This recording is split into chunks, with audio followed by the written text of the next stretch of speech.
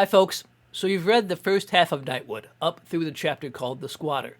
So let's talk about that. We'll run over some of the structure of the novel here. We'll talk about some of the characters, but also some of the ideas and themes maybe you've seen present already, and which will continue to be built upon in the second half of the novel. So let's talk about the structure. This might be the first thing you notice as you start reading the book. There's not necessarily what we might call a strong plot line throughout the whole novel, right? Instead, we're introduced to these characters through very kind of flowery, ornate prose. There's a lot of description here, but there's not so much like a basic general thing that's happening. I find it best to sort of approach the novel as a character study.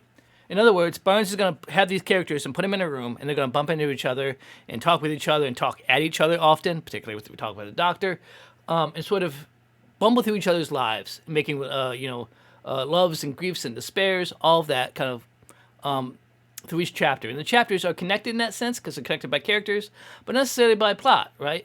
And I think this links us really strongly to our modernist tradition, reimagining how to tell a story, how to tell a true story. True and like an emotional true story, right? So I think that's a note on the structure there. Also, we should bring up here the racial essentialism that's present in the novel. Barnes is going to refer to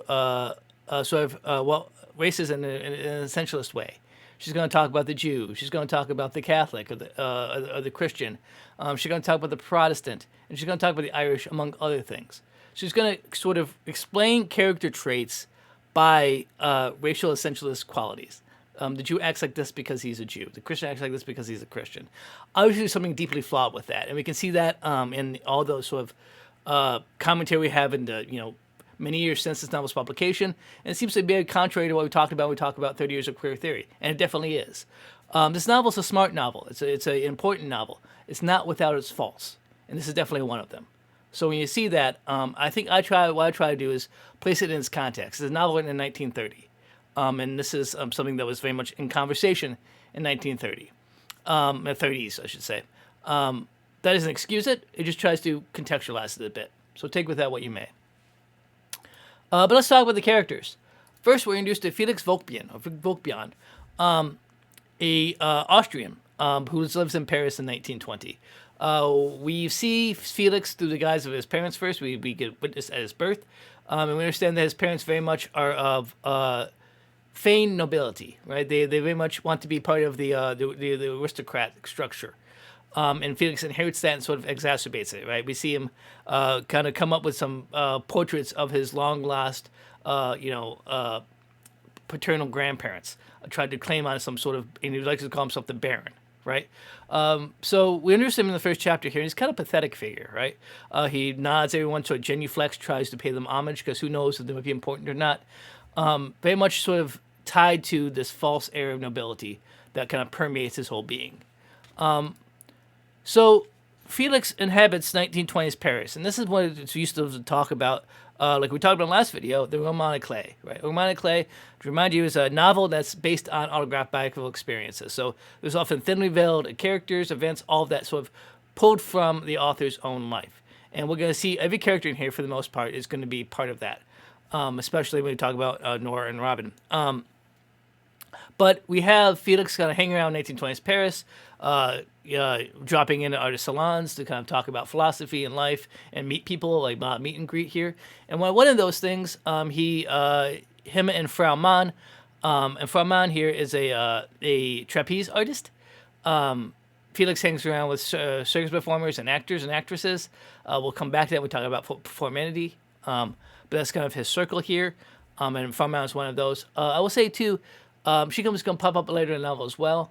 Pay attention to how she's described in terms of how her body is described. We'll return to that when we talk about some of the major themes at the end of the novel.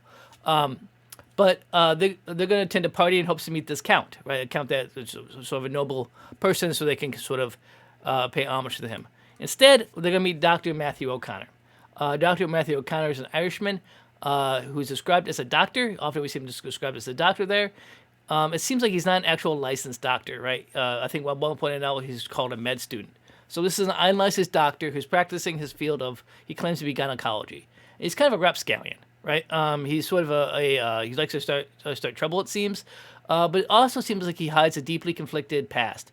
We see references to his parents, which often seem like steeped in some sort of trauma, not fully acknowledged. There's also a reference as we first meet him that he's been in battle, probably World War One, and seen some terrible stuff. So he's sort of a haunted figure here, and lashes out and sort of stirs things up with that in mind.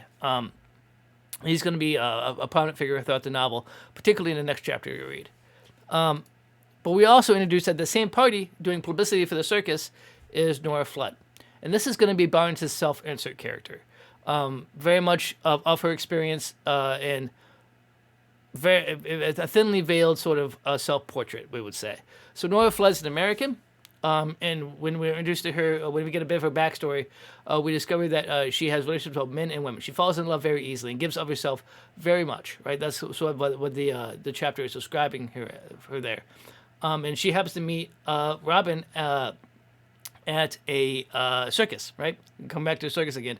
And they escape together and kind of begin a relationship and cohabit together not long after that. So let's talk about Robin. Robin is a figure, other people argue the protagonist of the novel, but I think there's several protagonists here, and maybe we'll talk about that at the end, who's going to be the object of affection for many folks throughout the novel. Felix marries her, has a child with her, before they ultimately, she leaves him and the child. Nora's going to have a relationship with her, a very tense relationship with her. It's going to dominate the rest of Nora's life. There's reference that the doctor is sort of infatuated with her. And of course, we'll talk about Jenny in a second, but that's also going to form a big relationship of Robin's life here. But Robin is never really satisfied, right? She's kind of sleepwalking. We'll come back to that through this life. So with these casual affairs she's having with people, never fully feeling home, although searching for what home might be. Sort of a lost figure.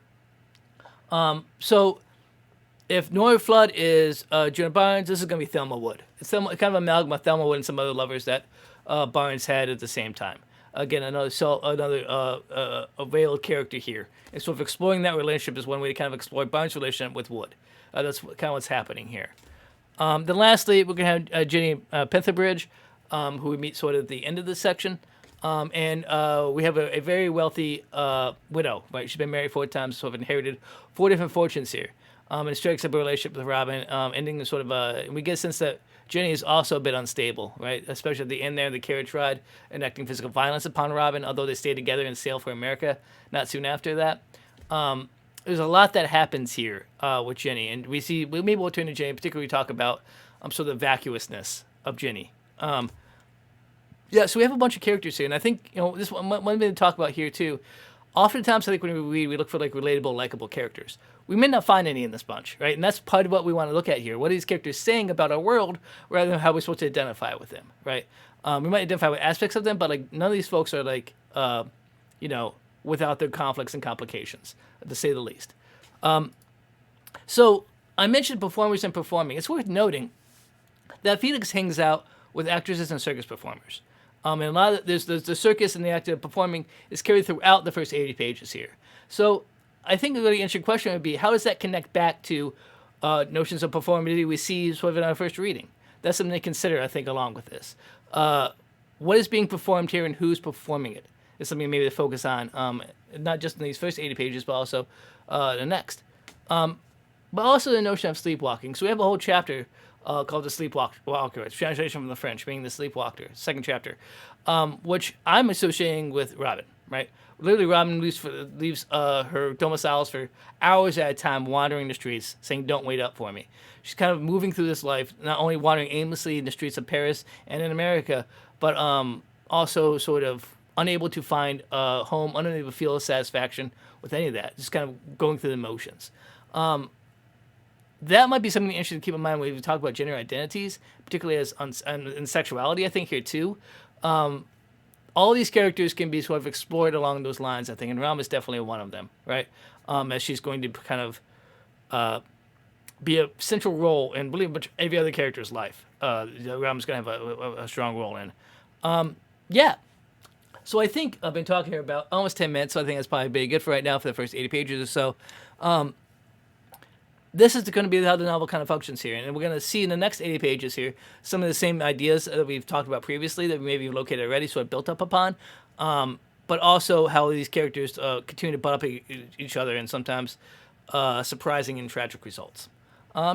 So hope you enjoyed the next 8 pages.